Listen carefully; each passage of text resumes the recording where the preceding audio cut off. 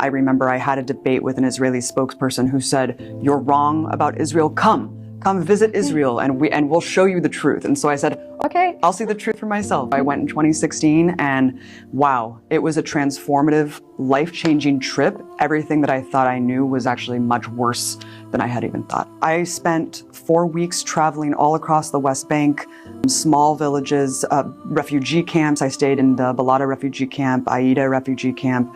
I remember going to Hebron, which was the most visceral example of Israeli apartheid I'd ever seen.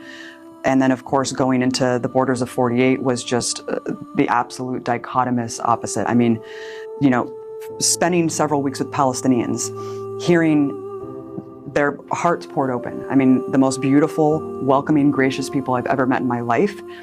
And no one ever said anything remotely racist. No one said anything remotely anti-Semitic. Okay. And it was just the opposite of the narrative that we've been told our whole lives. Now going into the borders of 48, the racism and bigotry was visceral. It was palpable to the point where I couldn't even bear to be there for more than a couple hours. I mean, I didn't even want to spend money there because I was so disgusted. Okay. There's a reason why Americans are not shown what Israeli society thinks and believes on camera. Okay. We're only shown a very sanitized version of what Israeli society thinks and believes because they handpick spokespeople with American accents to speak to Americans. And, you know, I went around Jerusalem for a few hours and interviewed Israelis, and the results were quite shocking. I mean, the first day that I was there, I mean, literally within 20 minutes of leaving the airport, I remember seeing a row of people walking up a huge hill with their cars behind concrete barricades. And I said, what is going on here? And my friend Nancy Mansour said, oh, this is what they do to just inconvenience Palestinians routinely. They'll just blockade, set up makeshift checkpoints and make them walk 3 hours outside of where their direct route is to get home. And right out of the gate, I just said, oh my God.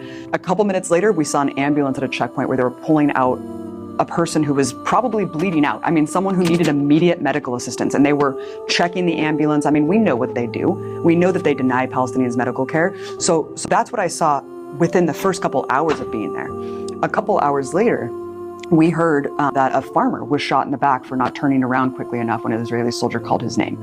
We went to the funeral the next day, and you know, we spent time with the family. As we were leaving the funeral, Israeli soldiers had set up another makeshift barricade right outside of the house and started tear gassing and shooting rubber bullets at the funeral goers.